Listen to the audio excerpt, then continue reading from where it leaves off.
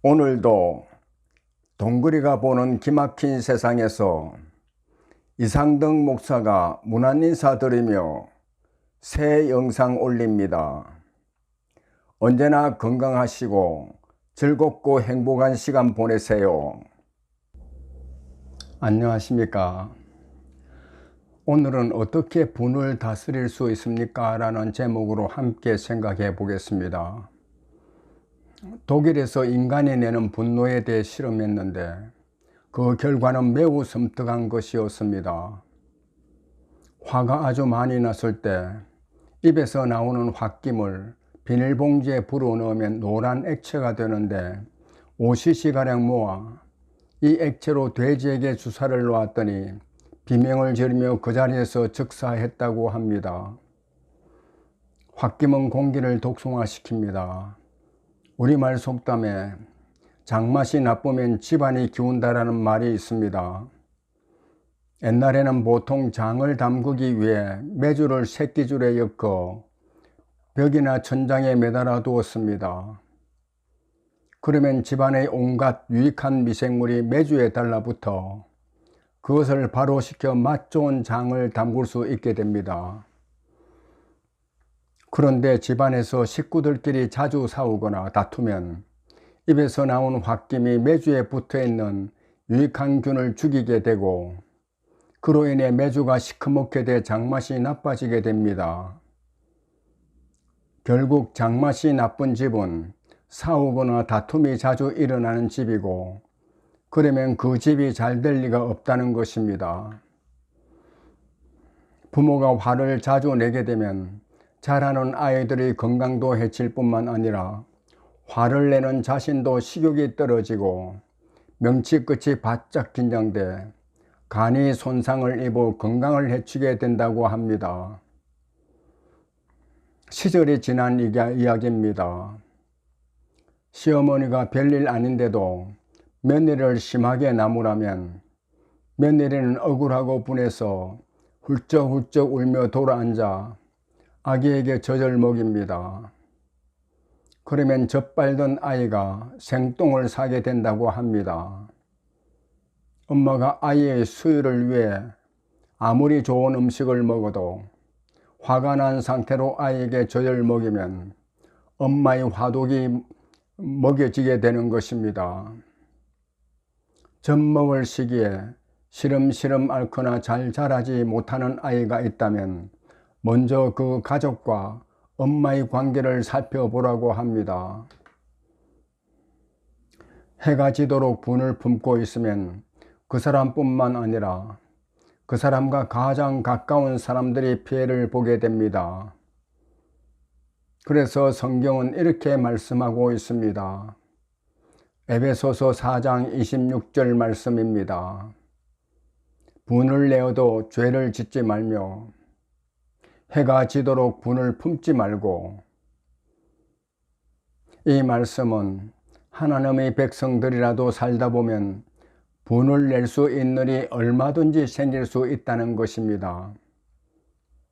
그렇지만 분한 마음에 죄를 짓지 말고 분을 해가 지도록 품지 말라는 말씀입니다. 왜 해가 지도록 분을 품지 말아야 합니까? 해가 지고 가족이 모두 모이는 집에서 분을 품고 가게 되면 자신뿐만 아니라 가족들까지 피해를 볼 수 있으며 품고 있는 분이 또 다른 악을 만들기 때문입니다.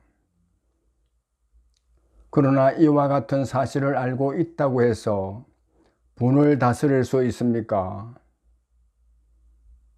화가 나도 죄를 짓지 않고 저녁까지 분을 품지 않기 위해서는 자신의 마음을 다스려야 하는데 이렇게 하는 것이 얼마나 어려운 것인지를 잠언 16장 32절에서 이렇게 말씀하고 있습니다. 노하기를 더디하는 자는 용사보다 낫고 자기의 마음을 다스리는 자는 성을 빼앗는 자보다 나으니라. 이 말씀은 사람의 의지와 생각으로는 분을 다스릴 수 없다는 것입니다. 분을 다스리기 위해서는 하나님의 말씀에 대한 믿음과 순종으로만 할 수 있습니다. 하나님의 말씀을 따르는 데는 크게 보면 두 가지 길이 있습니다. 첫째는 하나님의 말씀이 과학적이고 논리적으로 이해가 돼야 받아들이고 따르는 것입니다. 이 길은 하나님의 말씀을 온전히 따르는 것이 아닙니다. 둘째는 하나님의 사랑을 깨닫고 그 사랑으로 주신 말씀이기 때문에 사람의 상식을 뛰어넘어 자신의 지식과 상식으로 이해가 되지 않더라도 주신 말씀을 따르는 것인데 이것을 순종이라고 합니다. 창세기 4장에는 가인과 동생 아벨의 이야기가 나옵니다. 가인과 아벨이 하나님 앞에 제사를 드렸는데 하나님이 아벨의 제사는 받으시고 가인의 제사는 받지 않았습니다. 이 일로 인해 가인은 아벨을 시기해서 마음에 분을 품고 있다가 동생 아벨을 들여서 돌로 쳐 죽이는 일이 발생합니다. 가인이 마음에 분을 품었을 때 하나님이 가인에게 분을 품지 말고 선을 행하라. 그렇지 않으면 죄가 항상 가인의 문에 엎드려 있어 죄를 짓도록 한다고 말씀하십니다. 그러니 죄에 이끌려 가지 말고 죄를 다스리고 이기라고 말씀했음에도 가인은 하나님의 말씀에 순종하지 않았습니다. 그래서 가인은 동생 아벨을 죽인 죄로 인해 땅에서 저주받아 밭을 갈아도 열매를 거두지 못해 땅에 정착하지 못하고 평생 떠돌아다니는 자가 되었습니다. 분을 품어도 죄를 짓지 않고 저녁까지 분을 품지 않기 위해서는 분을 하나님의 말씀으로 다스릴 수 있어야 합니다. 하나님이 우리에게 주신 말씀은 우리를 사랑하기 때문에 우리가 행복하게 살도록 주신 말씀입니다. 하나님의 사랑은 우리가 아끼는 사람들에게 가끔 말하는 사랑이라는 말과는 차원이 다른 사랑입니다. 나 같은 죄인들을 구원하기 위해 사랑하는 독생자 예수 그리스도를 십자가의 제물로 내어놓으실 만큼 우리를 사랑하시는 그 사랑입니다. 하나님의 사랑은 하늘보다 높고 바다보다 깊은 사랑입니다. 이런 사랑을 마음밭에 새겨놓아야 행하기 어려운 말씀에도 순종할 수 있으며 행함으로 인해 아름다운 열매를 풍성하게 거둘 수 있습니다. 하나님이 사랑으로 주신 말씀은 빛입니다.